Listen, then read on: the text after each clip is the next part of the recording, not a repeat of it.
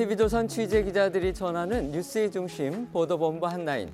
저는 신효섭입니다. 사법 리스크에 시달리고 있는 민주당 이재명 대표가 운명의 한 주를 맞았습니다. 바로 내일이죠. 10일 오전 10시 반 이 대표는 이른바 성남FC 후원금 의혹의 피의자 신분으로 성남지청에 출석해서 검찰 조사를 받습니다. 이 대표가 원내 일당 당수가 된 뒤에 비리 혐의로 피의자가 돼서 검찰청사에 불려나가 수사를 받게 된 것 이번이 처음입니다.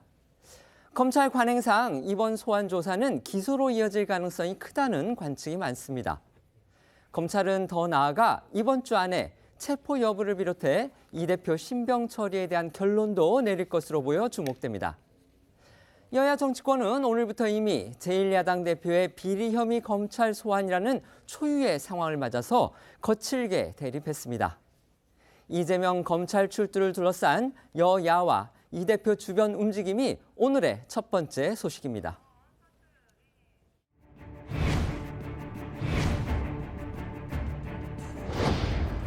이미 잘 아시는 것처럼 무혐의로 종결됐던 사건입니다.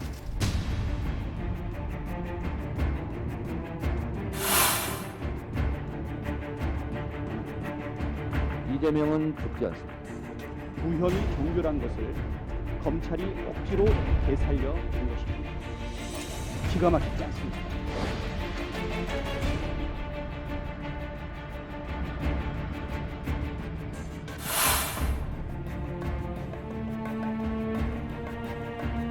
검찰의 행태가 도저히 납득하기 어렵지만 당당하게 임하도록 하겠습니다.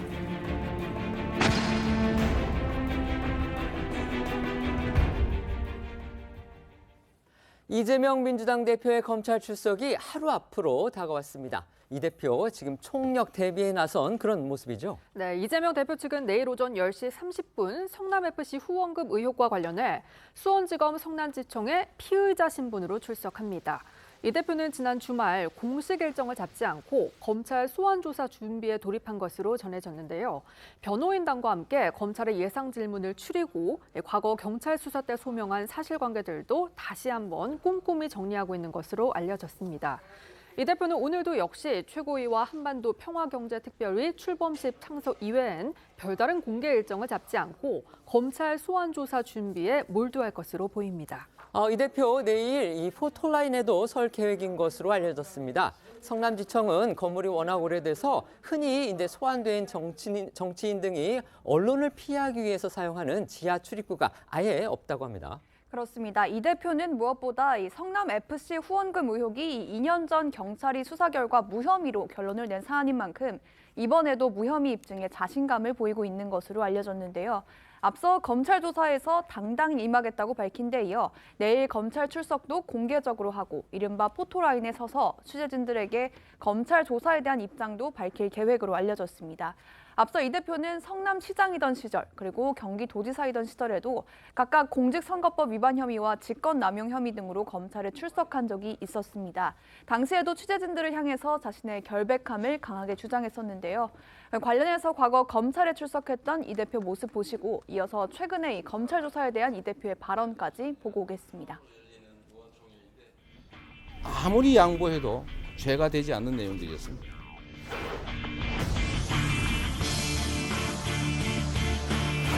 정당한 행정이 정치에 의해서 왜곡된 게 참 아쉽습니다.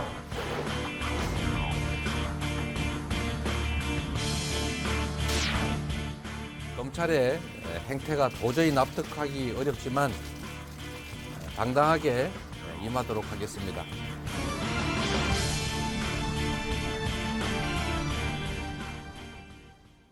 이 대표는 검찰 출석 이틀 후인 오는 12일에는 신년 기자회견을 열고 전국 현안 등에 대한 입장도 밝힐 계획으로 알려졌는데요.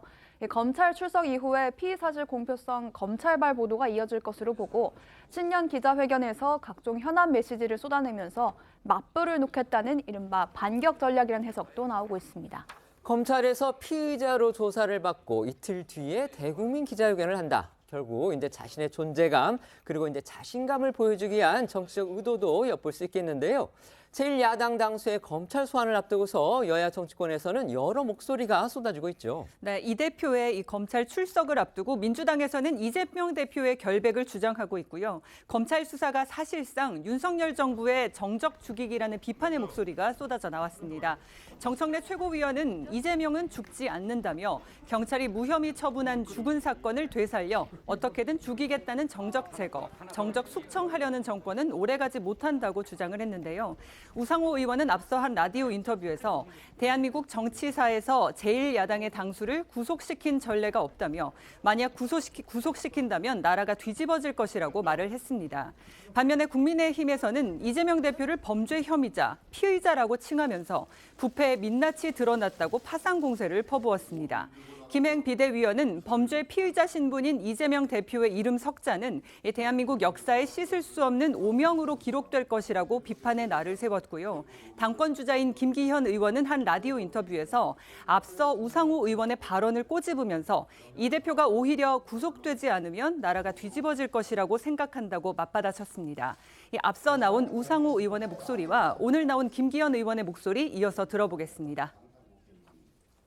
저는 FC 성남을 가지고 조사하고 그것이 유일한 혐의라면 전 절대 구속 사유가 안 됩니다. 대한민국 정치사에 사람들이 너무 쉽게 얘기하는데 제1야당의 당수를 구속시킨 전례가 없어요. 유일하게 한 것이 뭐냐면 김영삼 당수를 국회의원에서 제명한 적이 있어요. 그때 박정희 정권이 무너졌죠. 이재명 대표의 중범죄가 인정되는데도 불구하고 만약에 구속하지 않으면 나라가 뒤집어질 거라고 생각하고요. 이재명 대표는 법 위에 존재하는 것인가요? 아니 전직 대통령, 그 당시 현직인 대통령을 끌어내려서 구속시켰던 사람이 민주당 아닙니까? 그리고 그 이명박 대통령, 전직 대통령 그것도 구속시키되 민주당에서 계속 했던 것 아닙니까? 죄를 지었다고 하는 것이 인정이 되었는데 야당 대표니까 구속하면 안 된다. 세상에 대통령보다 더 높은 분이네요, 그분은요. 내일 예고된 이재명 대표의 검찰 출석에는 민주당 지도부와 친명계 의원들도 동행할 것으로 알려졌습니다. 당 차원에서 이 대표에게 힘을 실어주겠다 이런 것으로 해석됩니다. 네, 민주당 박성준 대변인은 이재명 대표 소환에 당 지도부도 같이 가느냐는 취재진의 질문에 같이 갈 거라는 취지로 답을 했습니다. 구체적으로 누가 동행하는지는 밝히지 않았지만요. 최고위원들과 조정식 사무총장을 비롯해서 김남국 의원 등 친명계 의원들 상당수가 검찰에 출석하는 이재명 대표의 옆에 설 것으로 전해지고 있습니다. 또 이 대표 지지자들이 모인 온라인 커뮤니티에도 내일 이 대표의 출석에 맞춰 이 성남지청에 결집하자는 글이 올라온 것으로 알려졌습니다. 결국 이제 검찰을 정치적 새로서 위압하는 것으로 그렇게 비춰질 위험성도 있어 보이는데요. 국민의힘에서는 당장 비판의 목소리가 나왔죠. 네, 여당에서는 무엇이 두려워서 무엇을 감추려고 다 같이 몰려가서 시위를 하느냐 이런 반응이 나왔습니다. 검사 출신인 김웅 의원은 자신의 SNS에 때로 다니는 건 조폭이라면서 이러다 더불어 국제 마피아파 카이조, 일본어로 회장이란 뜻인데요. 이게 될까 걱정입니다. 진심이라는 글을 올리기도 했습니다. 정진석 비대위원장은 이 대표가 검찰 출석에 민주당 지도부를 모두 끌고 나가는 것은 위세를 과시하는 거라면서 민주당은 이재명과 함께 죽겠다는 옥쇄 전략을 이쯤에서 끝내야 한다고 경고하기도 했는데요. 앞서 나온 박성준 민주당 대변인 목소리 먼저 들어보고 정진석 국민의힘 비대위원장의 목소리도 들어보겠습니다. 당대표가 그래도 그 부분에 대해서 얘기하지 않겠습니까? 그냥 우리가 볼 때 상식적인 수준에서 그냥 검찰 소환 조사 받으러 가서 그냥 들어가지는 않을 것 같습니다. 지도부들은 아마 갈 겁니다. 이재명 대표가 내일 검찰에 출두합니다. 민주당 지도부를 모두 이끌고 나가서 위세를 과시한다고 합니다. 이재명 대표 내일 검찰에 출두하면서 민생과 안보는 제발 입에 올리지 말았으면 합니다. 민주당도 범죄 피의자 이재명과 함께 죽겠다는 옥쇄 전략을 이쯤에서 끝내주십시오. 민주당 안에도 이런 새 과시에 부정적 의견이 있나 봅니다. 네, 맞습니다. 민주당 내부에서도 이재명 대표가 혼자 검찰에 출석하는 것이 맞다는 주장도 나왔습니다. 박지원 민주당 전 비대위원장은 자신의 SNS에 민주당 지도부가 이 대표의 검찰 소환에 동행하는 건 안 될 일이라며 이는 곧 민주당이 검찰 조사를 받는다는 메시지를 주게 될 수 있다고 우려했는데요. 또 일각에서는 향후 검찰의 수사 결과에 따라 비명계의 이 집단 반발과 이탈이 본격화할 수 있다는 관측이 나오면서 내일 이 대표의 검찰 소환을 기점으로 민주당의 사법 리스크 대응이 중대한 기로에 설 것이라는 분석도 나왔습니다. 반면 대표적인 친문계로 꼽히는 전해철 민주당 의원은 오늘 한 라디오 인터뷰에서 이재명 대표의 사법 리스크 대응에 당이 나서는 건 불가피한 일이라며 단일 대우로 대응해야 한다고 강조를 해서 눈길을 끌었습니다. 민주당은 지난주죠. 이 대표의 검찰 출석 일정을 발표한 날에 1월 임시국회 소집 요구서도 단독으로 제출했습니다. 잠시 후 2시부터 1월 임시국회가 시작이 되는데 당장 국민의힘에서는 이재명 지키기용 방탄국회다 이런 비판을 쏟아내고 있습니다. 네, 민주당은 지난 금요일 169명 소속 의원 전원 명의로 1월 임시국회 소집 요구서를 단독으로 제출했습니다. 헌법 47조 1항에 따라서 임시국회는 재적의원 4분의 1 이상의 요구가 있을 때 열 수 있는 만큼 민주당의 단독 요구로 1월 임시국회는 잠시 후인 오늘 오후 2시부터 시작돼서 30일 동안 이어지게 됩니다. 하지만 국민의힘에서는 이재명 대표가 내일 검찰 출석을 앞둔 상황에서 1월 임시국회를 강행한 건 이 대표를 방탄하기 위한 목적이라고 의심하고 있습니다. 즉 임시국회가 열리는 회기 동안 현역 국회의원이 불체포 특권을 보장받게 되는 상황에서 만약 검찰이 이 대표에 대한 영장을 청구하더라도 앞서 노웅래 민주당 의원의 사례처럼 국회에서 체포동의안을 부결시킬 수 있다는 겁니다. 반면 민주당은 북한 무인기 영공 침범 그리고 민생 법안 처리 지연 등 정부 여당의 안보 경제 실정을 묻기 위해 1월 임시국회가 반드시 필요하다고 주장하고 있습니다. 이 논란의 당사자인 이재명 대표 역시 오늘 오전 최고위 회의에서 국가 양대축인 민생과 안보가 뿌리채 흔들리고 있다며 윤석열 정권은 뻔뻔하고 대책 없고 기막힌 이른바 뻔데기 정권이라고 비판했습니다. 때문에 1월 임시국회를 통해서 이런 실정들을 엄정 추궁할 거라면서 이 임시국회의 필요성을 강조했습니다. 관련해서 방탄국회를 지적한 주호영 국민의힘 원내대표의 목소리 그리고 이재명 민주당 대표의 목소리 들어보겠습니다. 오늘부터 임시국회가 시작되니까 이재명 의원이 내일 출석하기로 한 걸로 봐서 명백하게 방탄국회임이 틀림이 없습니다. 긴급 현안 질의를 본회의에서 하자고 합니다. 무인기 방어에 관한 우리의 무기 체제와 시스템을 중요한 군사 기밀을 그대로 공개하자는 것과 다를 바 없습니다. 국가의 양대축인 민생과 안보가 뿌리채 흔들리고 있습니다. 가히 참사 정권이라고 할 만합니다. 오늘부터 1월 임시국회가 시작됩니다. 최악의 위기에 놓인 민생 경제에 대한 해법을 마련하고 경계와 작전에 실패하고도 거짓말로 참사를 은폐하려 한 정권의 국기 파괴, 국기 문란을 엄정하게 추궁하겠습니다. 네, 이런 가운데 의원들의 불체포 특권이 너무 과하다, 폐지해야 한다고 주장했던 이재명 대표의 과거 발언도 다시 회자되고 있습니다. 이 대표 이제 과거에는 불체포 특권을 없애야 한다 이렇게 주장을 했었는데요. 결국 이제 검찰이 이번에 어떻게 해야 될지는 저희가 지켜봐야 되겠지만 만에 하나 검찰이 이 대표에 대해서 뭔가 신변을 확보하기 위한 영장을 청구할 경우에 본인에게 불체포 특권이 적용되는 그런 상황이 된 겁니다. 네, 맞습니다. 이재명 대표는 지난해 5월 불체포 특권을 제한해야 한다며 이재명 같은 깨끗한 정치인에게는 전혀 필요한 것이 아니라고도 목소리를 높였었는데요. 1월 임시국회가 오늘 시작되는 가운데 만약 검찰이 이 대표에게 영장 청구를 해 체포 동의안이 국회에 제출될 경우 과연 이 대표가 자신에게는 불체포 특권을 적용하지 않을지 이 대표의 결단도 주목되고 있습니다. 관련해서 지난해 5월에 나온 이 대표의 발언 들어보겠습니다. 불체포 특권 제한해야 된다. 100% 동의할 뿐만 아니라 제가 주장하는 것입니다. 이재명 같은 깨끗한 정치인에게는 전혀 필요한 것이 아닙니다.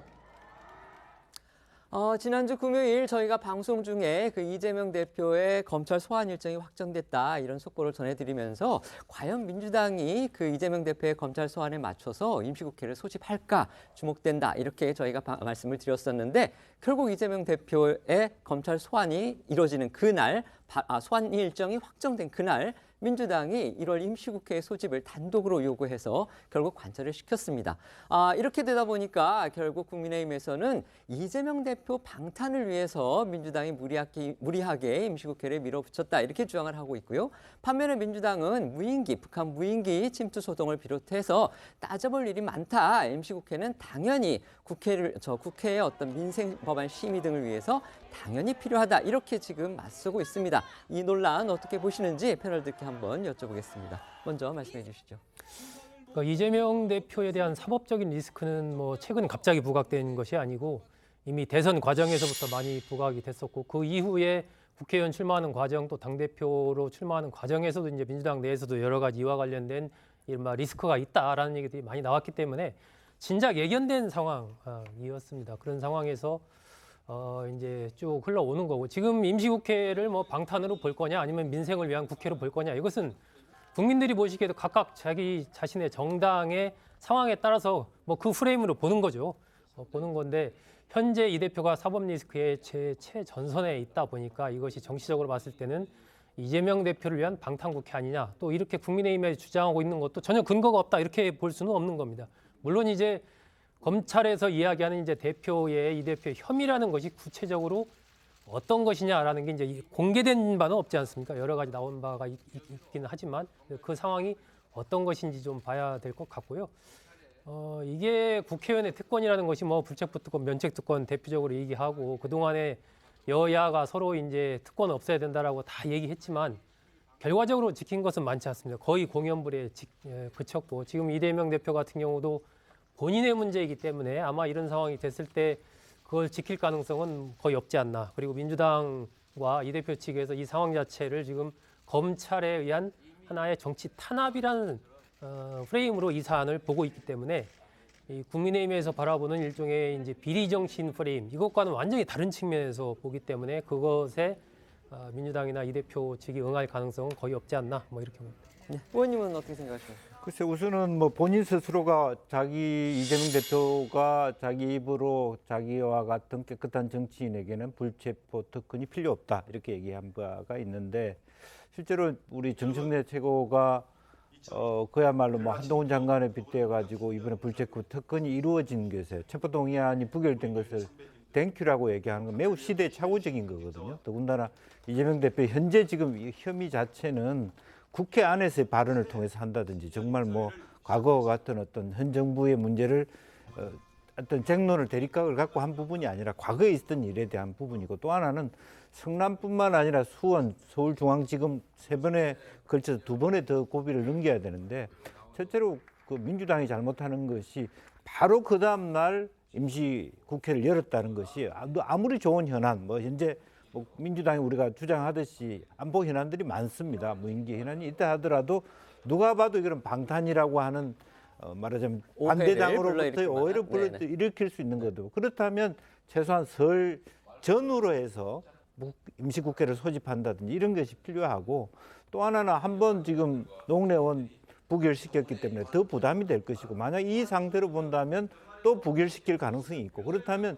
전체적으로 민주당에 대한 부담이 매우 커질 것이고 역으로 보면 결과적으로 이재명 대표의 리더십에 큰 말하자면 피해가 충격이 올 거다. 저는 그렇게 봅니다. 네.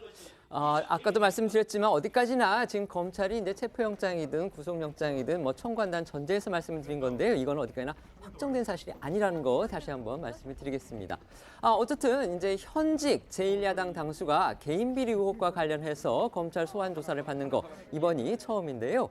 이 대표 이번에 조사를 받는 성남FC 후원금 의혹 외에도 대장동 개발 비리 의혹 사건 또 변호사비 대납 의혹 사건 정말 검찰 수사가 줄줄이 대기하고 있는 그런 상황입니다. 이런 가운데 대장동 의혹의 핵심 인물이죠. 김만배 씨를 향한 재판 그리고 수사도 본격 재개됐습니다. 네, 화천대유 대주주인 김만배 씨가 앞서 극단적 선택을 시도하면서 관련 재판과 수사가 중단됐었는데요. 김 씨가 건강을 회복한 것으로 판단되면서 검찰 수사가 지난 금요일부터 다시 재개됐고요. 오늘도 김 씨를 소환했습니다. 관련 재판 역시 오늘 13일부터 다시 열립니다. 특히 검찰은 김만배 씨로부터 사방으로 나간 자금의 용처를 쫓는 작업을 본격화하고 있는데요. 이 대장동 범죄 수익을 은닉한 경로와 사용처, 일부 언론인들에게 건넨 자금의 성격 등을 전반적으로 확인하고 있는 것으로 알려졌습니다. 검찰은 김만배 씨의 건강 상태 등을 고려해서 재구속 필요성을 판단한 뒤 재판부에 의견도 제출할 계획인데요. 앞서 극단적 선택 시도도 했던 데다가 이처럼 검찰의 압박 수위까지 높아지면서 김만배 씨가 심경의 변화를 일으켜서 구체적인 진술을 내놓을지에도 관심이 쏠리고 있습니다. 특히 이제 김만배 씨가 일부 언론사 간부들에게 거액의 돈이라든지 그다음에 명품 선물 등을 줬다. 이런 의혹이 불거져 나와서 지금 후폭풍이 상당히 거셉니다. 네, 저희도 지난주에 이제 전해드렸었는데요. 김만배 씨 측이 한겨레 신문 부국장 A 씨에게 아파트 분양대금 명목으로 6억 원을 전달한 거 알려졌고요.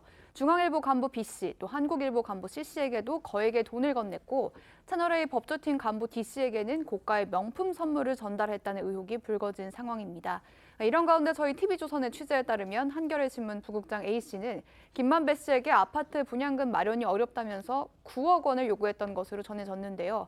검찰의 계좌 추적 결과 A 씨에게 전달된 돈은 모두 6억 원이었는데 검찰은 비슷한 시기에 A 씨에게 3억 원이 더 건너간 정황을 포착하고 수사 중이라고 합니다. 관련해 한겨레 신문은 자사 홈페이지에 공식 사과문을 올리고 편집국 간부 한 명이 김만배 씨와 금전 거래를 했다며 깊이 사과드린다고 했고요. 한국일보 노동조합은 내부 공지를 통해서 해당 의혹에 대한 진상 파악에 들어갔다고 밝혔습니다. 그러니까 한겨레 신문 간부가 당초에는 이제 6억 원을 그렇게 받은 것으로 그러니까 뭐 이것이 어떤 명목이든 간에 그 6억 원이 오간 것으로 그렇게 알려졌었는데 지금 3억 원이 더 건너간 그런 정황이 밝혀져서 검찰이 수사를 하고 있다. 지금 이런 속보고요. 그런데 김만배 씨가 언론에 돈을 뿌린 정황이 또 이것만이 아니라고 합니다. 네, 그렇습니다. 복수 언론 보도에 따르면요. 검찰은 김만배 씨의 이 자금을 추적하는 과정에서 거액의 돈이 언론사 간부들 이외에도 다른 기자들 수십 명에게 흘러간 사실을 파악했다고 합니다. 김만배 씨가 기자들을 상대로 골프 접대를 하면서 한 사람당 적게는 100만 원부터 많게는 수백만 원까지 건넸다는 증언이 이 검찰 조사에서 나왔다는 건데요.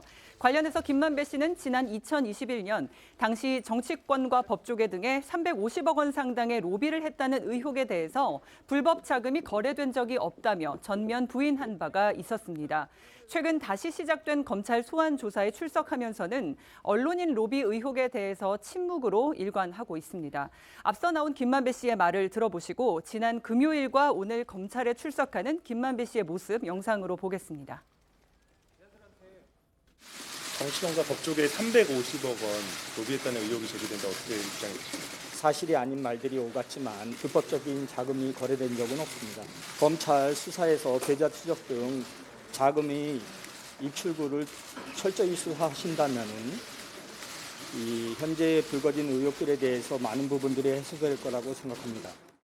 기자들한테 돈 준 이유에 대해서 검찰에서 물어보던가요? 기자들한테 혹시 뭐 자금 성격을 어떤 건지 좀 설명하실 수 있을까요?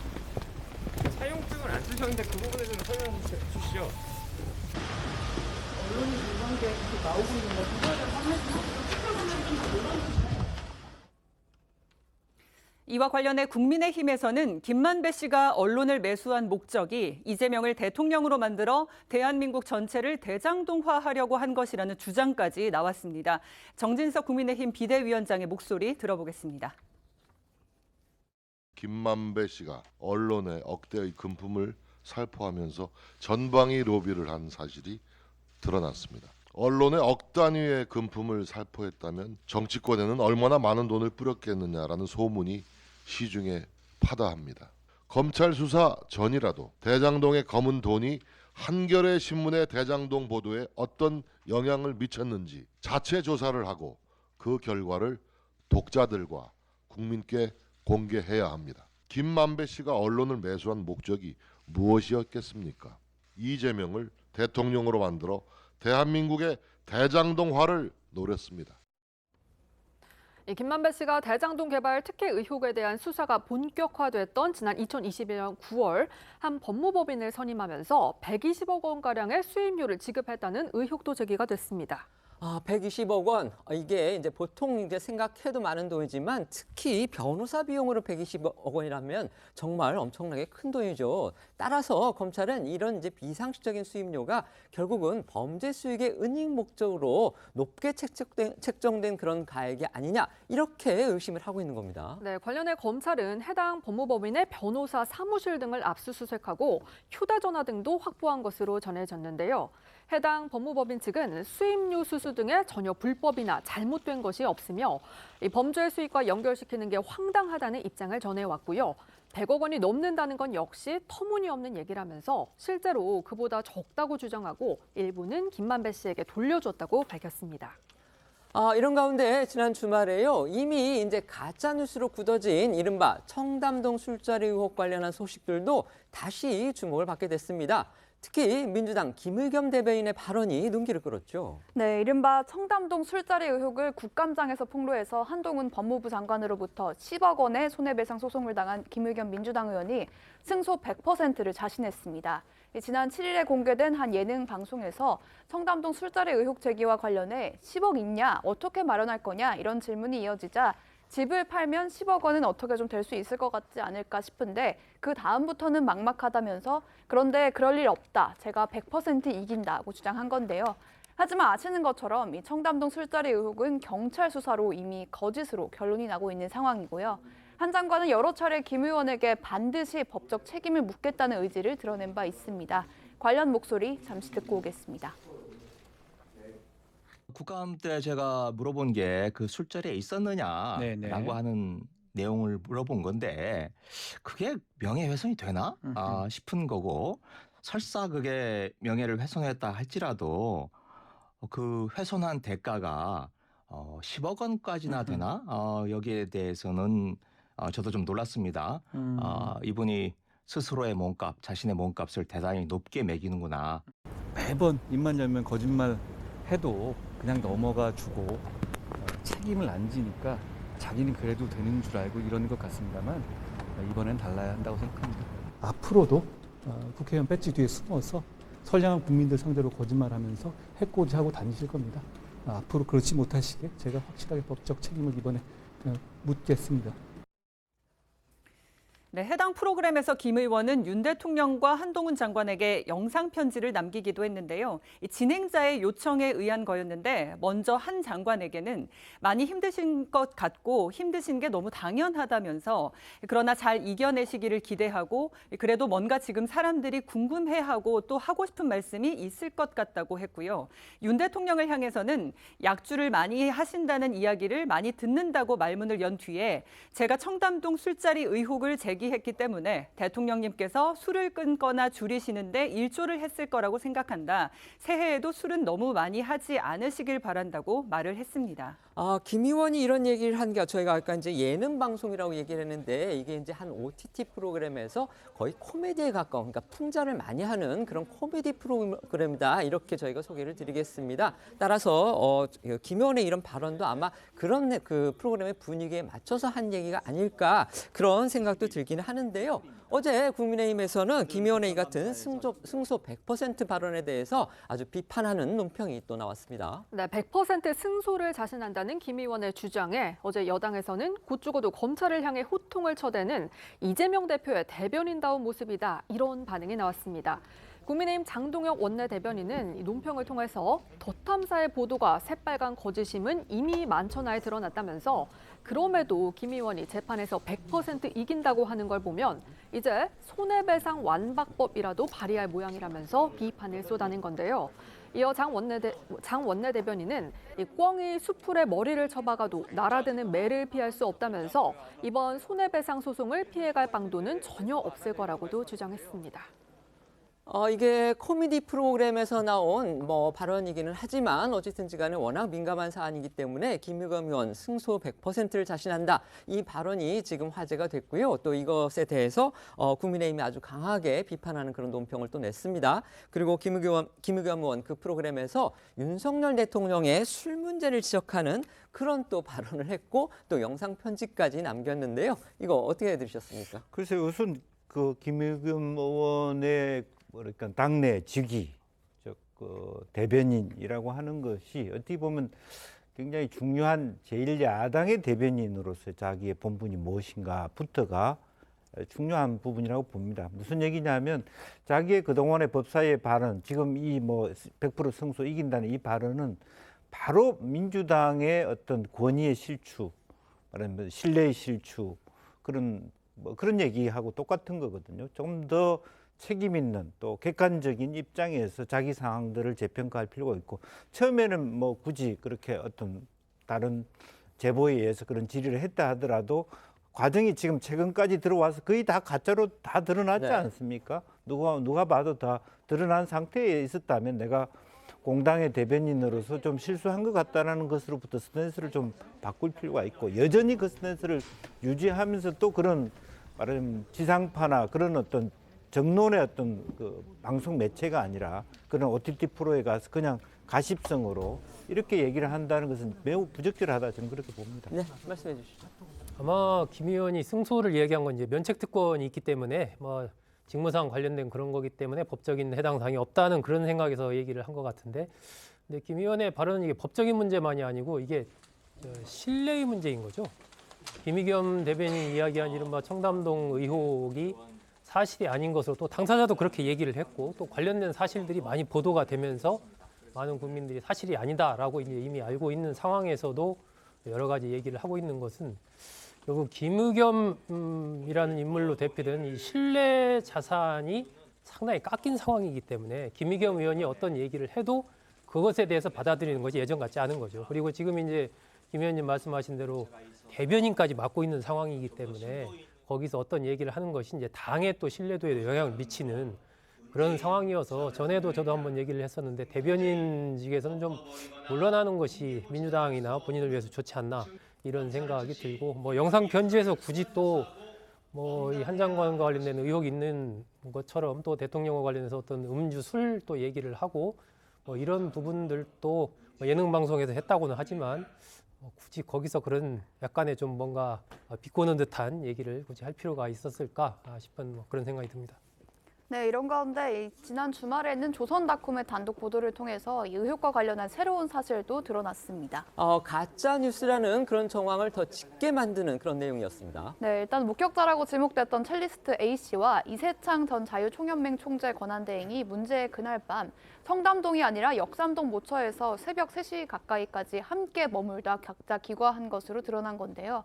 이 매체의 취재에 따르면 지난 5일 경찰은 서울 역삼동 모처에 지난해 7월 19일 밤부터 20일 새벽 사이의 시간대 CCTV 그리고 첼리스트 A씨의 차량 블랙박스 기록 등을 확보했다고 합니다. 그동안 경찰은 두 사람이 이제 19일 밤 12시 전에 술집에서 나간 그것까지만 확인을 했고요. 그 이후의 행적은 확인하지 못한 그런 상태였죠. 그렇습니다. 이 두 사람은 앞선 경찰 조사에서도 한동훈 장관 등의 술자리 의혹은 사실이 아니라 지어낸 이야기라는 취지로만 진술했을 뿐 그동안 정확한 동선을 진술하지는 않았었습니다. 네, 조선닷컴은 또 경찰이 새로 확보한 증거로 볼 때 이세창 총재와 첼리스트 A씨 이 두 사람이 그날 자정 무렵 처음에 술집에서 2km 이상 떨어진 역삼동의 한 장소에서 다시 만났고 이후 새벽 2시 50분쯤 A씨가 먼저 해당 장소를 떠나 경기도 용인으로 출발했으며 이전 총재 권한대행은 혼자 그 장소에 남았다고 전했습니다.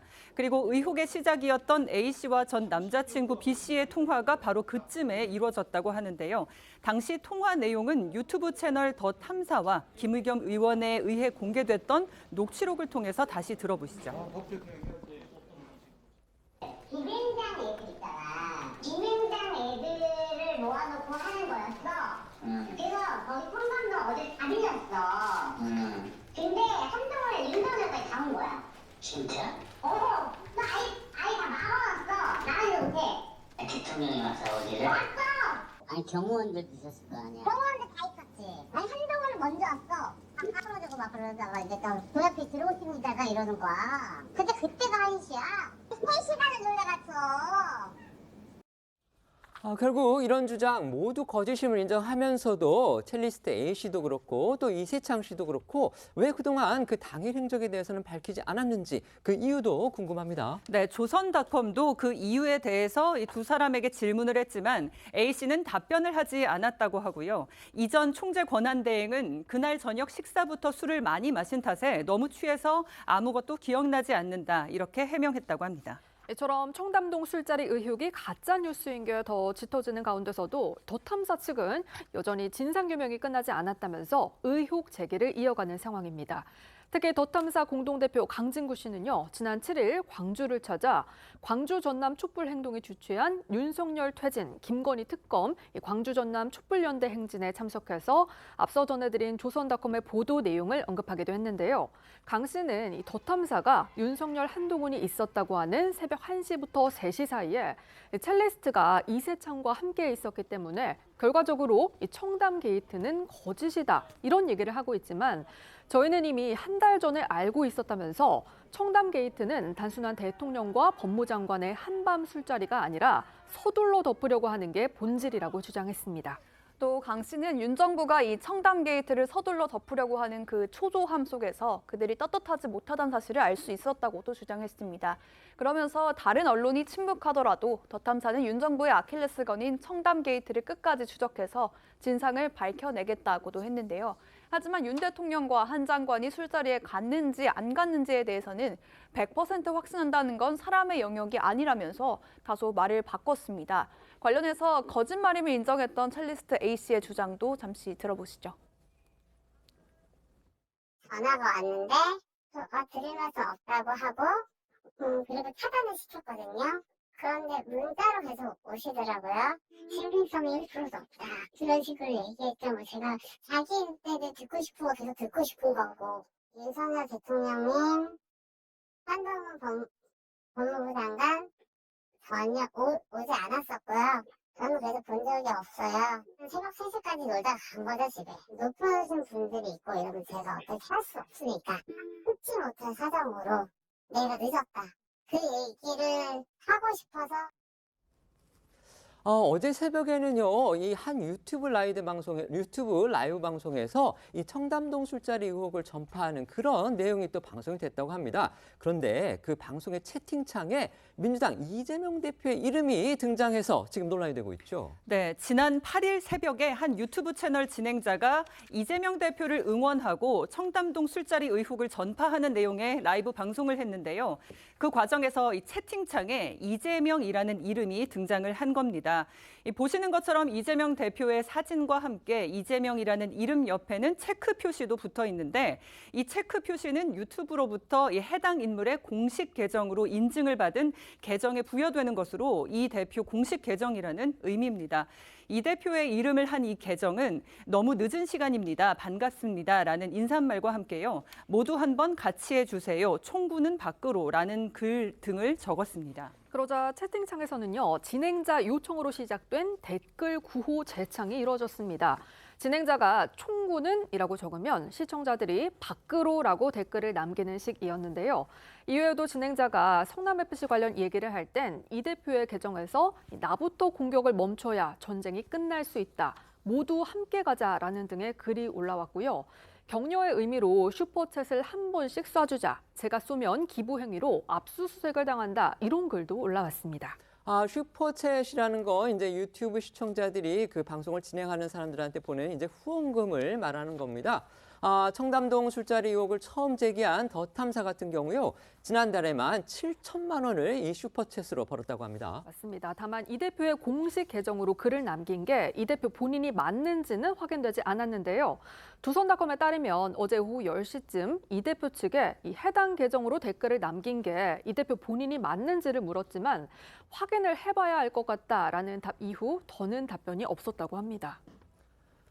저희가 아까 화면에서 보여드렸듯이 그 댓글창에 이재명 대표의 그 이재명 이름 석자가 보였고요. 그 옆에 이제 체크 표시가 있는데 이거는 보통 유튜브에서 본인의 공식 계정을 이제 확인해주고 인증해주는 그런 표시입니다. 따라서 그 내용만 봤을 때는 이재명 대표 본인이 들어가서 그 새벽에 이제 자신의 어떤 주장을 적은 걸로 그렇게 일단 추정은 되는데 하지만 이재명 대표 측이 지금 그 부분에 대해서 확인을 해주지 않고 있기 때문에 저희가 그것을 이제 그러니까 확증할 수는 없는 상황입니다.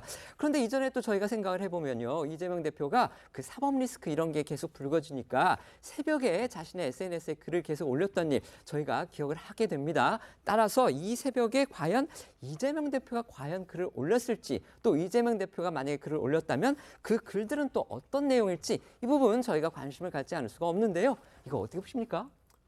글쎄요, 지금으로서는 뭐 이재명 대표 본인인지 아닌지 알 수가 없는 상황이죠. 근데 이 채널이 이제 이재명 대표를 과거부터 좀 이재명 대표 측과 가깝고 이재명 대표 측의 정치적인 입장을 많이 이렇게 옹호해왔던 이제 그런 채널이기 때문에 이 대표 측 지지자들이나 이 대표 측에서 관심을 갖고 지켜봤을 가능성이 있다라고 생각합니다. 그리고 이 채팅창에 올린 글 중에서 아까 이제 뭐 체크 표시한 거 그것이 일단 유튜브에서 본인 계정을 확인한 그런 측면이 하나가 있는 거고 두 번째는 이제 그 올린 글 중에 쭉 보면은 뭐 내가 만약에 이제 슈퍼챗을 쏘게 되면 이것이 일종의 문제가 좀 돼서 기부 행위로 압수수색을 당할 수 있다.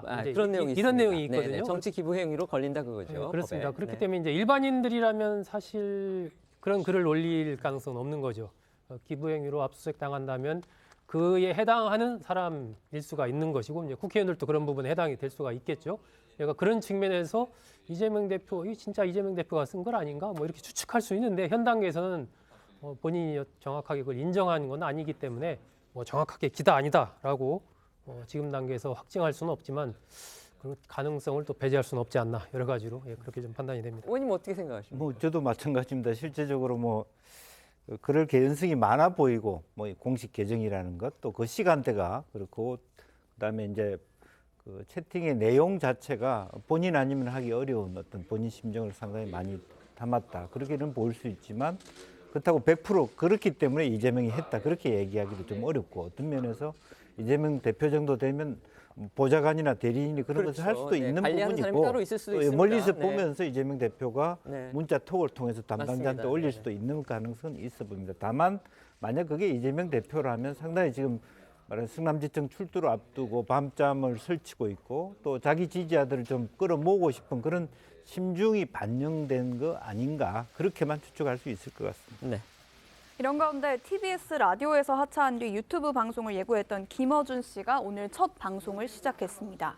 TBS에서 진행하던 김어준의 뉴스공장 이 프로그램 지난 연말로 이제 폐지가 됐죠. 그 뒤에 김어준 씨 유튜브로 옮겨가서 유튜브 방송 겸손은 힘들다 뉴스공장 이런 채널을 만들어서 지금 방송을 하는 겁니다. 네, 김 씨는 오늘 방송 시작 인사말에서부터 정부를 겨냥한 듯한 비판 발언을 쏟아냈습니다. 언론의 검찰의 진짜 힘은 보도하고 기소하는 데 있는 게 아니라 보도했어야, 기소했어야 마땅한 일들을 묻어버리는 데 있다면서 그 힘으로 기득권의 카르텔이 만들어지고 그 카르텔 위에 나쁜 권력이 구축된다고 말한 건데요. 김 씨는 편파적으로 카르텔에 균열을 내겠다고 말했습니다. 직접 들어보시죠. 그 힘으로 기득의 카르텔이 만들어지고 그 카르텔 위에 나쁜 권력이 구축됩니다. 그런 권력은 자신이 듣고 싶지 않은 소리는 닥치게 만들 수 있다고 착각하죠. 그 카르텔에 균열을 내겠다. 편파적으로 권력이 자기에게 불편한 소리를 한다고 방송국 전체를 인질로 잡았죠. 그러면서 같이 죽을래, 혼자 죽을래. 그렇게 협박한 거 아닙니까? 치사하고 비겁하고 야비하고 치졸하고 더럽지. 그러니까 저는 한 세기가 끝났다 이 사건을 보면 라고까지 거창하게 이렇게 느꼈어요. 자기들이 제일 정파적이에요. 더 이상 우리가 알던 언론은 아니라는 거죠. 네, 보신 것처럼 김 씨는 자신이 진행하던 라디오 프로그램 폐지가 부당하다는 점을 재차 강조하면서 정부 여당의 날을 세웠고요. 게스트로 출연한 유시민 전 노무현재단 이사장과 우상호 민주당 의원 등도 방송 내내 여권을 비판하는 발언을 이어갔다고 합니다. 이제 2달 앞으로 다가온 국민의힘 전당대회 상황도 짚어보겠습니다. 나경원 전 의원의 출마 여부가 지금 판세의 변수로 떠오르고 있다는 소식 저희도 지금 계속 전해드리고 있는데요.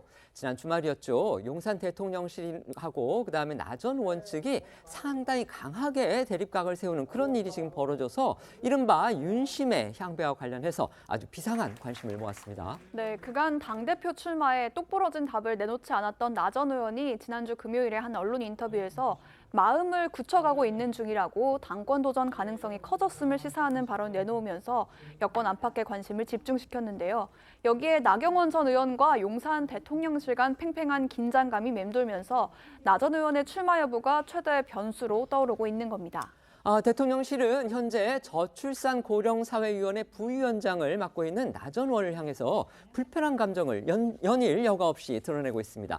익명의 대통령실 관계자 발로 연일 거의 원색적인 비판을 쏟아내고 있는데요. 사실상 윤석열 대통령의 생각을 전하고 있는 게 아니냐 이런 관측까지 낳고 있습니다. 그렇습니다. 이 발단은요. 나 전 의원이 신년 기자회견에서 이 출산자들에게 대출을 탕감해주겠다 이런 대책을 언급한 건데요. 여기에 대해서 대통령실이 이례적으로 나서서 반박을 하니까 이게 무슨 일인지 정치권의 주목을 받았는데요. 양측의 목소리 듣고 오겠습니다. 그동안의 제도는 이자를 조금 더 낮춰드리는 게 있는데 이거보다는 조금 더 과감한 정책, 일종의 원금 부분에 대해서도 일정 부분 탕감할 수 있는 부분은 없나 이런 것을 들여다보고 있습니다. 자녀 수에 따라 대출금을 탕감하거나 면제하는 정책 방향은 본인의 개인 의견일 뿐 정부의 정책과는 무관하고 오히려 윤석열 정부의 관련 정책 기조와는 상당한 차이가 있다는 것을 말씀드리겠습니다. 네, 물론 표면상 대통령실이 비판한 대상은 저출산 대책입니다. 저출산위원회는 윤석열 대통령이 위원장, 나 전 의원이 장관급 부위원장을 맡고 있는데요. 부위원장은 정부 부처의 관련 정책을 조율하는 역할을 맡고 있습니다. 관련 위원회 회의에서 기재부가 반대를 했고 한덕수 국무총리까지 부정적인 뜻을 밝혔는데도 이 나 부위원장이 이를 무시하고 독단적으로 자신의 생각을 정부 입장처럼 공개를 해서 혼선을 초래했다는 게 대통령실의 시각입니다. 더 나아가 정치적 측면에서는 나 전 의원의 당권 도전 여부가 전대 최대 변수로 대두한 상황이기 때문에 이 같은 대통령실의 이례적인 공개 비판은 결국 나 전 의원의 전당대회 출마에 대한 대통령실, 더 좁히면 윤 대통령의 부정적인 의중이 드러난 게 아니냐는 해석이 팽배한 겁니다. 이 대통령실의 입장이 공개된 뒤에 나 전 의원은 이틀 만인 어제 SNS를 통해서 대통령실의 우려 표명을 이해한다면서 진화에 나서는 모습이었습니다. 하지만 저출산 위기가 그 어느 나라보다도 심각하고 청년들의 주택 부담이 특히나 큰 우리의 경우 실무적 차원에서 검토해 볼 만한 가치가 있는 해외 사례라고 생각한다며 자신의 뜻을 굽히지 않은 게 또 다른 논란의 도화선이 됐습니다. 대통령실은 이 같은 나 전 의원이 재차 이렇게 입장을 밝힌 것에 대해서 역시 또 가만히 있지 않고 또 비판하고 나섰습니다. 심지어 거짓말, 이런 격한 말까지 동원하는 등 수위가 한층 더 높아진 겁니다. 대통령실 일각에서는 저출산위원회 부위원장직을 뺏어야 한다, 이런 주장까지 나왔다고 합니다. 네, 말씀하신 대로 나 전 의원이 고개를 숙이는 듯 하면서도 본인의 제안을 검토해볼 가치가 있다, 이렇게 기존 입장을 되풀이하자 대통령실 관계자는 어제 다시 언론에 대단히 실망스럽다, 나 전 의원이 저출산위원회 차원에서 검토한 건데 개인 의견으로 치부한 건 너무하다고 한 언론에 얘기했던데, 위원회에서는 이 문제를 논의한 적도 없다, 나 전 의원이 거짓말을 하고 있다고 비판했습니다. 말씀하신 대로 대통령실 주변에서는요, 나 전 의원을 저출산위 부위원장에서 해촉하는 문제까지 거론되고 있다고 합니다. 이렇게 대통령실이 나 전 의원을 직격하자 일각에서는 전당대회를 앞두고 대통령실이 나 전 의원의 출마를 막기 위해 견제에 나선 게 아니냐, 이런 정치적인 해석까지 나왔습니다. 그러니까 대통령실이 사실상 전당대회에 개입에 나서는 거 아니냐, 이런 건데요. 이에 대해서 대통령실 관계자는 이번 일은 어디까지나 정부 정책의 혼선을 바로잡은 것인데 왜 여당의 전당대회와 결부하는지 모르겠다고 말했습니다. 국민의힘 정진석 비대위원장도 대통령실의 전대 개입이라고는 생각하지 않는다고 선을 그었는데요. 이 목소리 듣고 오겠습니다. 전당대회 앞두고 윤석열 대통령이 너무 개입하는 거 아니냐 이런 우려에 대한 내용인데요. 뭐 그렇게 생각하지 않습니다. 전당대회 앞두고 용산에서 개입했다는 그런 주장에 불과한 것이고 근거 없는 얘기들입니다. 대통령실이 연일 나경원 저출산위원회 부위원장을 겨냥해서 공개 비판하는 이 상황 심상치가 않아 보입니다. 대통령실은 이제 정책 혼선을 바로잡기 위한 거다. 정치적인 의도 이런 건 없다. 이렇게 얘기를 하고 있지만 지금 여권 안팎에서는 결국 이제 나 전 의원의 전대 출마에 대해서 대통령실 분위기가 부정적인 것 바로 이것을 보여주는 거 아니냐. 결국 윤심이 나 전 의원한테는 있지 않다. 이런 것을 보여준다는 해석이 나오고 있습니다. 이러니까 지금 여권 안팎에서 특히 이제 야당에서도 이렇게 비판을 하고 있는데 결국 대통령이 당무에 대해서는 관여하지 않는다 이렇게 입장을 밝혔지만 사실상 지금 여당 전당대회에 직접 개입하는 거 아니냐 이런 또 비판적인 시각까지 나오고 있는 겁니다. 과연 이 사태는 또 어떻게 보시는지 패널들께 여쭤보겠습니다. 의원님 먼저 말씀해 주시죠. 글쎄요, 저는 뭐 내부적으로 큰 논의를 안 한 상태에서 나경원 의원이 그 얘기를 했는지는 모르겠습니다. 그렇지만 지금 현재 저출산 인구 절벽 그리고 또 정말 소수의 젊은이가 다수의 노령 인구를 먹여 살려야 될 우리로서는 나경원 의원의 저러한 그 아주 파격적인 뭐 심지어는 소위 뭡니까 포퓰리즘이라고 얘기할 정도의 정책도 고려할 만한 가치가 있다. 저는 그렇게 보는 게 좋을 것 같고요. 지금 저 정책을 아마 헝가리에서 시작하고 있다고 합니다. 아마 우리가 그걸 다 통으로 다 받아 앉지는 않더라도 뭐 헝가리가 우리가 모델로 삼을 만한 나라는 분명히 아닙니다만은 딱 우리 정책과 우리 정부의 입장과 다르다라고 얘기하기는 좀 섭섭할 것 같아요. 왜냐하면 국민의힘에서 만든 후보가 대통령이 되신 거잖아요. 불과 1년도 안 됐는데 윤석열 대통령의 입장과 국민의힘의 대표의 입장이 그렇게 완전히 기조적으로 다르다. 그렇게 얘기하는 건 너무 심하다. 이제 그런 생각이 들고요. 또 하나의 그 트라우마나 이런 걸 거예요. 지난번 경기도지사 선거에 김은혜 의원과 유승민 의원의 말하자면 내부 경선에서 어렵사리 김은혜 의원이 이겼지만 결과적으로 본선에 졌지 않습니까? 네. 지금 이 경우에 만에 하나 김기현 대표를 중심으로 한 어떤 친윤이 직결했는데 여러 가지 시민들이나 당심들이 정반대로 말하자면 나경원 의원이 대표를 됐을 때 윤석열 정부의 앞으로의 행보 어떻게 보면은 나경원 의원 입장에서는 사실은 오히려 윤 대통령과 너무 일치된 대표보다는 함께 하면서도 조금 대립각을 세울 수 있는 분인 자신이 더 당을 위해서나 국가를 위해서 좋다고 생각할 수도 있고 당원들도 그렇게 생각할 수 있거든요. 그래서 어렵사리 당원 당규도 바꾸고 결선 투표까지 했는데 나 대표가 이겼을 경우에 어떻게 감당할 것인가 굉장히 지켜볼 만한 대목이다 그렇게 봅니다.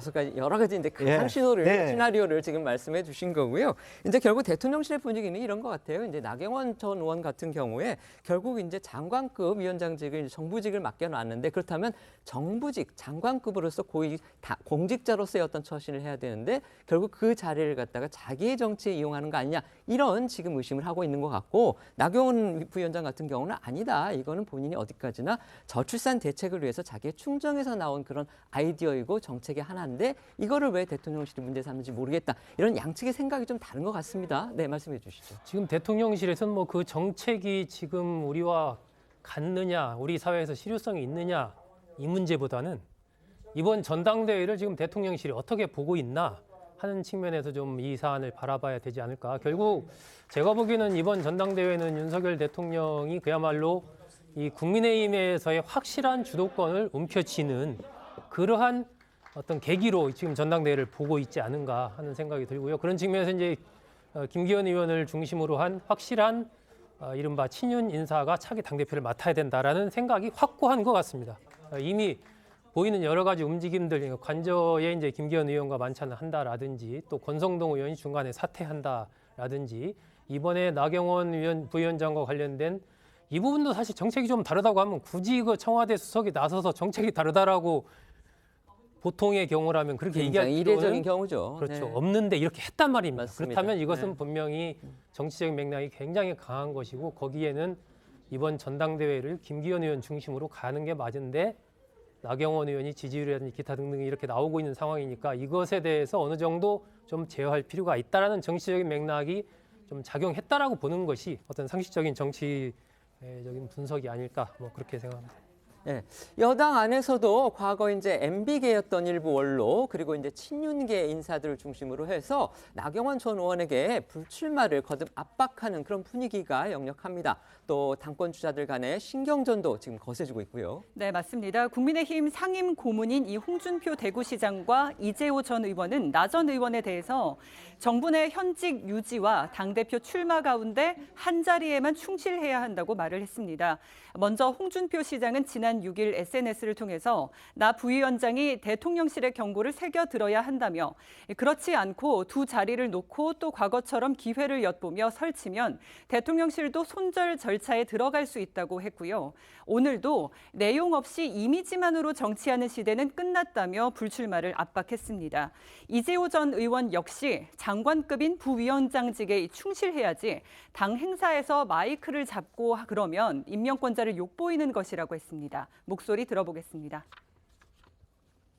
내가 방송마다 내가 상당히 나 의원을 비판을 하는데 나 의원이 자세가 그러면 안 됩니다. 공직자가 정부의 부위원장 장관급이잖아요. 그러면 자기가 맡은 업무만 해도 지금 많이 있는데 저출산 문제 뭐 기후 대사 공직자가 공직에 충실해야지.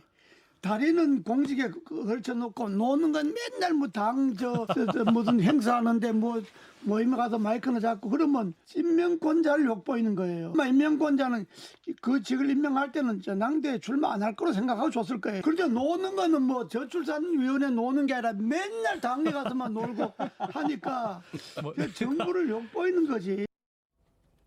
당권 주자들 역시 나경원 전 의원의 불출마를 애둘러 기대하는 모습인데요.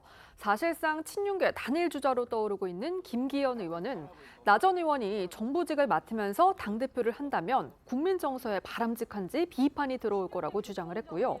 윤상현 의원 역시 현실적으로 나 전 의원의 출마가 쉽지는 않아 보인다고 했습니다. 각각의 목소리 듣고 오겠습니다. 글쎄 뭐 제가 나 부위원장이 어떤 생각했는지는 제가 잘 알지 못합니다만은 만약 그 두 개의 직책을 겸직해서 한다 그러면 민주당 야당 입장에서 그걸 정치적으로 당연히 공세로 하곤 하겠죠. 그러니까 사실 정부직 아니겠습니까? 정부직 대사, 정부직 그 부위원장을 맡아 있는데 정부직을 맡아 있으면서 당의 대표를 한다 그러면 그것이 국민 정서에 바람직한 것이냐라는 비판이 들어올 것이고요. 또 과거의 전례도 그런 적도 전혀 없었기 때문에 그거는 좀 과도한 그런 본인의 어떤 생각 아닐까. 제가 보기에는 뭐라고 할 수 있을 입장 아닙니다만 이제 현실적으로는 출마가 쉽지는 않아 보입니다. 왜냐하면 이게 맡고 있는 직을 던지고 나오면 또 이 무책임하다는 여론에 역풍을 맞을 수도 있고요. 이런 경우에는 이제 당 대표 생각이 있었다면 맡기 전부터 안 맡았어야 된다 이거예요. 맞지 않았을 게 좋지 않았냐 이런 생각이 듭니다. 하지만 나 전 의원 주변에서는요, 이제 슬슬 당권 출마에 시동을 거는 그런 모습도 또 엿보입니다. 오늘 일부 청년 당원들이 나서서 나 전 의원에게 출마를 촉구하는 그런 기자회견을 가졌다고 합니다. 그렇습니다. 국민의힘 청년당원 100명의 대표를 자처한 김우영 씨는요, 오늘 국회에서 기자회견을 열고 저희는 직장인, 자영업자, 대학원생, 대학생으로 각자의 자리에서 삶을 살아가는 평범한 청년들이라면서 국민의힘 여론조사 당원 지지율 압도적 1위인 후보의 출마를 저지하기 위한 인위적 정치 공세가 있는가 하면 대통령실이 직접 후보 교통 정리를 한다는 등 온갖 안 좋은 소식들이 계속되고 있다면서 나 전 의원에게 당대표 후보로 출마해달라고 했습니다. 당사자인 나 전 의원은 오늘 저출산고령사회위원회에서 예정했던 일정들을 모두 취소해 거취를 둘러싼 숙고에 들어간 게 아니냐 이런 해석이 나옵니다. 특히 나 전 의원은 앞서 지난 주말 서울 모처에서 친윤계 핵심 의원을 만난 것으로도 전해져서 눈길을 끌었습니다.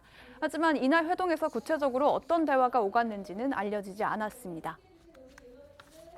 친윤계의 전폭적인 지지를 받고 있는 이 김기현 의원은 지난 주말 장남의 결혼식을 비공개로 치렀는데요. 윤 대통령이 직접 전화로 축하 인사를 했다는 소식이 전해져서 윤심의 향배와 관련해서 새삼 주목받았습니다. 윤 대통령은 김 의원에게 아드님 결혼을 축하드린다. 왜 미리 말씀을 주지 않으셨냐는 취지로 전화를 했다고 하는데 이에 대해서 김 의원은 뉴시스와의 통화에서 대통령 전화는 집안 경사 축하 차원이었다며 윤심과는 무관한 일상적 안부 전화라고 했습니다. 지금부터는 오늘 하루 놓치면 안 될 핫한 뉴스를 모아 전해드리는 어쩌다 이런 일이 코너로 이어가겠습니다.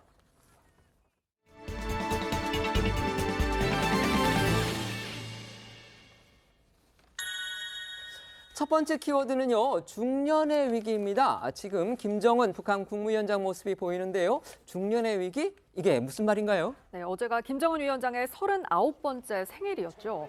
그런데 이제 곧 40대에 접어들 김정은 위원장이 이른바 중년의 위기를 겪으면서 새로운 불안 요소를 만들 수 있다는 보도가 나와서 눈길을 끌고 있습니다. 영국 텔레그래프 보도를 보시면요. 김정은은 술을 먹고 울고 외로움에 시달린다. 건강 염려증과 체제 유지에 대한 압박까지 겪는 이 철권 통치자가 40세가 되면 지금과 다른 도전에 직면할 수 있다. 이렇게 주장했습니다. 그러니까 김정은 위원장이 40대에 접어들면서 이제 신체 노화에 따라서 경험하게 될 어떤 정서적인 변화로 인해서 이 한반도 안보 상황에도 또 어떤 변수가 생길지 모른다. 지금 이런 해석인데 영국 매체에 이런 주장을 하는 근거가 뭘까요? 네, 텔레그래프는 해당 보도에서요. 최근 수년간 김 위원장의 주위에서 관찰된 여러 장면을 바탕으로 김 위원장의 심리 상태를 분석했다고 전했습니다. 이 전문가의 말을 인용해서 김 위원장이 의료진과 부인 리설주 여사의 만류에도 담배를 많이 피우고 과음하는 습관을 끊지 못하고 있다고 했고 김정은이 코로나에 걸린 적도 있을 것이며 북한 정권 자체도 김정은 위원장이 건강 문제가 있는 것을 인정한 것처럼 보인다고 주장을 했습니다. 이외에도 매체는 2017년 김 위원장의 이복형 김정남이 말레이시아에서 암살된 이후 김정남의 아들인 김한솔이 모처에 도피 중인 것과 관련해 김 위원장의 불안감을 키우는 요소일 수 있다고도 지적했고요. 김 위원장이 공식 행사에 딸과 함께하거나 동생인 김여정 부부장이 수년간 보좌하는 모습도 혹시 모를 급변 시의 혼란을 막고 김 씨 일가의 안정적 통치를 이어가기 위한 장치로 해석된다고 보도했습니다. 관련해서 이제 만에 하나 김정은의 신변에 어떤 이상이 있을 경우에 북한의 후계 구도가 어떻게 될 것이냐, 동생인 김여정이냐 아니면 최근 공개된 딸 김주애냐, 지금 여러 관측이 또 외신을 중심으로 나오고 있습니다. 네, 특히 딸 김주애의 경우에는요. 아버지인 김정은 위원장과 미사일 시험 발사장을 둘러보는 등 눈에 띄는 행보를 보이고 있는데요. 이와 관련해 조선중앙TV 보도 보고 오겠습니다. 역사적인 중요 전략무기 시험 발사장에 사랑하는 자제분과 여사와 함께 몸소 나오시어 시험 발사 전 과정을 직접 지도해 주시며 경애하는 정 비서동지께서 존귀하신 자제분과 함께 촬영장에 나오시자 전체 참가자들은 폭풍 같은 만세 환호를 힘껏 터쳐 올렸습니다. 이런 김주애 부각에도 일각에서는 김 위원장이 갑자기 사망할 경우 동생 김여정이 후계자가 될 가능성이 높다는 분석이 나와 관심을 끌고 있습니다. CIA 동아시아 정보분석관을 지낸 수미테리 윌슨 센터 아시아 국장은요. 김여정은 최소 2014년부터 실권을 행사한 동생이자 2인자라면서 김정은의 첫째 자녀가 성인이 되려면 2030년은 돼야 한다고 했습니다. 현 시점에서 김 위원장이 갑자기 사망할 경우 김정은의 어린 자녀들보다는 실질적인 2인자인 동생 김여정 부부장이 후계자가 될 가능성이 크다는 분석인데요. 다만 만약 김정은이 몇 년 뒤에 죽는다면 세 자녀 중 한 명이 후계자가 될 가능성도 있다고 덧붙였습니다.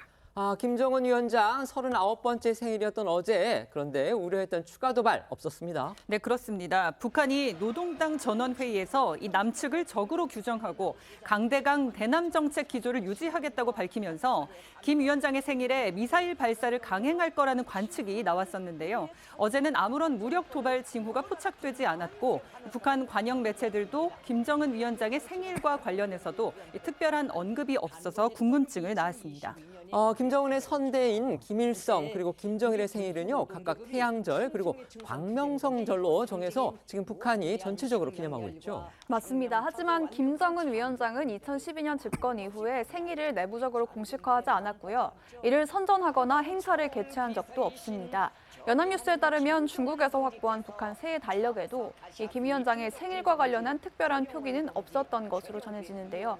북한 관영 매체들도 이 생일에 대한 별다른 언급 없이 충성만을 독려했습니다.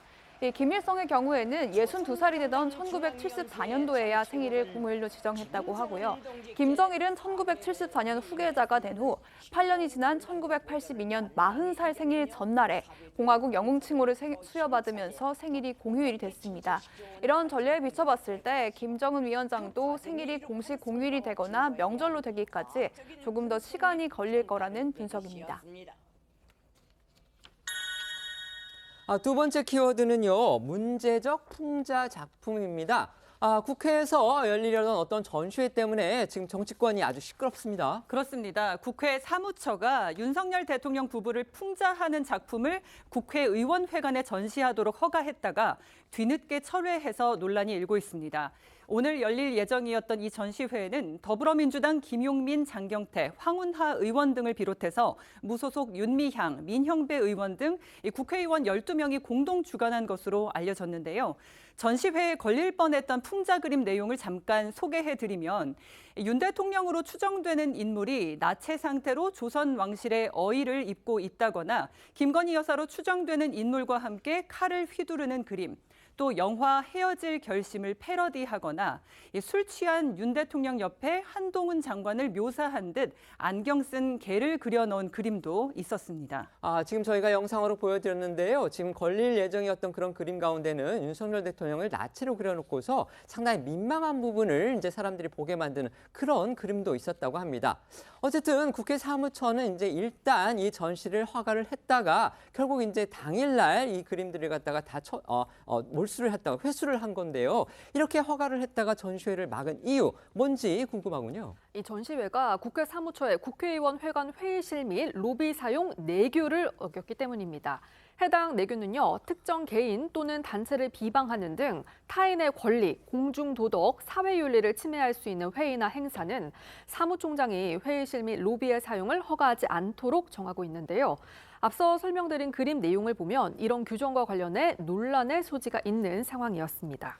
그러니까 이 그림이 아무리 이제 풍자하라고는 하지만 그 그림의 내용이 이런 국회 내규에 맞지 않아서 전시를 취소하도록 했다 이런 얘기인데 그렇다면 처음에 어쨌든 허가는 한 거 아닙니까? 그렇다면 허가할 때는 이런 그림인 줄을 몰랐다 지금 이건가요? 그렇습니다. 이 해당 전시를 허가해 준 게요. 국회 사무총장인 민주당 의원 출신의 이광재 총장인데요. 이 전시 작품 일부가 규정에 어긋난다는 것을 파악하고 이를 주관한 민형배 의원실에 시정 요구 공문을 여러 차례 보냈던 것으로 알려졌습니다. 국회 사무처는 규정을 위반할 수 있는 작품은 전시하지 않는 조건으로 로비의 사용을 허가했다면서 전시 작품의 자진 철거를 요청했다고 하는데요. 그런데 시정되지 않으니까 전시회가 열리기 전에 강제 철거에 나선 것으로 알려졌습니다. 네, 하지만 야권에서는 국회 사무처 결정에 강하게 반발하고 있는 상황입니다. 이 전시를 공동 주관한 무소속 민형배 의원 등 12명은 오늘 오전 기자회견을 열고 전시 철거가 부당하다고 주장을 했습니다. 또 전시회를 주관한 의원들은 기자회견을 마친 뒤 국회 사무처를 항의 방문하기도 했는데요. 이와 관련해서 전시회 공동 주관 의원들의 주장을 들어보시죠.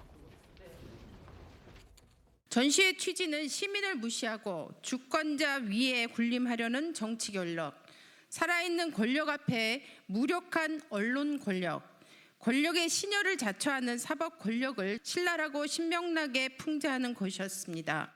국회 사무처는 이 같은 다짐을 무단 철거라는 야만적 행위로 짓밟았습니다. 국회조차 표현의 자유를 용납하지 못하는 현실이 많이 부끄럽습니다. 국민의힘에서는요, 표현의 자유 뒤에 숨은 대선 불복이라면서 강하게 반발하고 있는데요. 국민의힘 양근희 수석 대변인은 풍자라는 명분으로 대통령과 대통령 배우자를 비방하는 그림 전시회를 국회에서 주최하려 했다니 충격과 경악을 금할 수 없다면서 대통령 퇴진을 주장하는 거리 시위에 참여해 직접 퇴진 망언까지 했던 김용민, 유정주 의원을 비롯해서 국익도 팽개치고 거짓을 일삼는 장경태 최고위원과 꼼수 탈당을 한 민영배 무소속 의원, 위안부 할머니 돈을 횡령해 5년을 구형받은 윤미향 무소속 의원이 주관했다면서 날을 세웠습니다. 또 정진석 비대위원장 역시 이와 관련해 비판의 목소리를 높였는데요. 들어보겠습니다. 오늘 철거됐긴 했는데 국회의원회관에서 뭐 전시회가 하나 예정됐다고 들으신 거 있으세요? 그래서 뭐 언론 보도에서 봤는데요. 누가 보더라도 부적절한 것이죠. 박근혜 전 대통령 때였던가요? 그 국회에서 역시 이제 당시 야당 의원의 소개 주선으로 해가지고서 박근혜 전 대통령의 좀 민망한, 그러니까 풍자라고는 하지만 박근혜 전 대통령을 민망하게 묘사하는 그런 그림이 있었는데 그것도 역시 당시에 이제 철거가 됐고 그거를 주선했던 당시 야당 의원이 그 민주당 내에서 징계까지 받았던 그런 기억이 있습니다. 그것과 이번 전시회 결국 맥락은 이제 같다고 그렇게 볼 수가 있겠는데 어쨌든 지금 같은 민주당 출신 국회 사무총장이 이 전시회를 이제 철회하거나 철거하도록 그렇게 지금 결정을 했기 때문에 민주당에서는 이제 지금 여당이 아니라 지금 민주당 출신인 국회 사무총장을 지금 표적으로 해서 비판을 하고 있는 그런 상황입니다. 이 상황 어떻게 보시는지 한번 여쭤보겠습니다. 먼저 말씀해 주시죠. 우선은 아마 이제 국회 사무처라고 하는 것이 매우 형식적으로 국회의원들의 행사들을 접수하기 때문에 처음부터 아주 까다로운 법률을 통해서 이것을 뭐 못하게 하기는 어려웠을 것이라고 보고 막상 그 실제로 전시를 하고 보니까 그와 같은 어떤 국회 안의 분위기와 또 실제적으로 규정에 어긋나는 그런 형태가 되었기 때문에 더군다나 저는 상징적으로 우리 국회가 여야의 진영 논리라든지 상호 대치를 극복하는 화합의 장으로 써야 되고 그런 것이 필요하다면 국회 밖에서 혹은 뭐 어떤 사적인 건물에서 써야 된다고 봅니다. 그리고 더군다나 지금 현재 국민들이 봤을 때 말하자면 정당성을 갖지 못하는 민영배 의원이나 윤미향 의원이 앞장서서 저런 어떤 코멘트를 하는 것 자체가 훨씬 더 민주당에게도 부담이 되고 또 국회 사무처에도 부담이 되지 않을까 그렇게 생각이 듭니다. 네, 말씀해 주시죠. 결국 처음에는 뭐 큰 문제가 안 될 거고 문제가 되는 그런 것은 전시하지 않겠다라는 말을 믿고 아마 허락을 해줬던 것 같은데 현장에서 이렇게 이제 그 실제 작품들을 보니까 아 이건 좀 심하다 이제 이런 판단을 해서 아마 여러 차례 공문도 보내고 이제 그것이 잘 해결이 안 되니까 철거하는 상황까지 간 것 같은데 결국은 이게 이제 그러한 어떤 국회에서 이런 전시회를 하려고 하는 그 부분도 문제고 국회에서도 이와 관련된 어떤 좀 판단의 준거틀 같은 것을 좀 만들 필요가 있지 않나 하는 생각이 들어요. 이게 이런 부분을 허가를 해줄 건지 말 건지 민감한 부분에서는 사전에 좀 어느 정도 공감대를 형성해서 이건 안 된다. 그러면 아예 허가를 안 해주는 이러한 어떤 뭐 그런 준거틀이 좀 필요하지 않나 싶습니다. 네, 역으로 국민의힘에서 만약에 민주당 이재명 대표를 풍자하는 저런 전시회를 주최한다고 했을 때 민주당이 과연 어떤 반응을 보일지 그것도 사실 궁금하긴 합니다. 세 번째 키워드 보겠습니다. 중대장 훈련병 됐어요. 이거 저희가 잘 아는 인물의 사진이 보입니다. 네, 맞습니다. 군 신병 교육대에서 훈련을 받고 있는 그룹 BTS의 맏형, 이 진의 소식인데요. 이번에 진이 중대장 훈련병으로 뽑힌 사실이 알려져서 화제입니다. 1992년생인 진은 훈련병 중에 가장 나이가 많고 인지도가 높다는 점 등을 이유로 중대원들의 강력한 지지를 받아서 중대장 훈련병에 선발된 것으로 전해졌습니다. 중대장 훈련병에 뽑힌 진은 앞으로 간부의 지시를 전하고 중대 대표로 경례하는 등의 역할을 맡게 됩니다. 전역한 스타들 중에서는요, 이제 현역 시절 이제 중대장 훈련병 지내면서 아주 모범적으로 군 생활을 한 분들도 적지가 않죠. 맞습니다. 재벌집 막내 아들에 출연해서 큰 인기를 얻고 있는 송중기 씨 역시 중대장 훈련병 출신입니다. 또 가수 겸 배우 이승기 씨도 2016년 논산훈련소에서 중대장 훈련병을 역임했고요.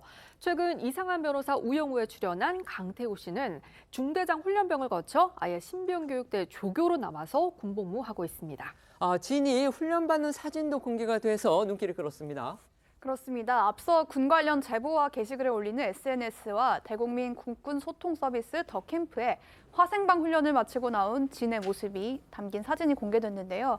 사진에는 훈련소 동기들이 훈련 후에 눈을 뜨지 못하는 진의 얼굴을 물로 씻겨주는 모습이 담겼습니다.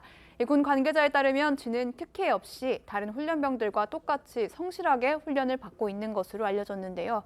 한편 더 캠프는 이 화생방 사진의 경우에는 이 훈련에 익숙하지 않은 일부 해외 팬 사이에서 걱정하는 분위기가 일자 얼마 뒤 삭제됐다고 합니다. 저희는 1분 뒤에 다시 돌아오겠습니다. 오늘 준비한 소식은 여기까지입니다. 저희는 내일 오후 1시에 더 핫한 소식으로 찾아뵙겠습니다. 시청해 주셔서 고맙습니다.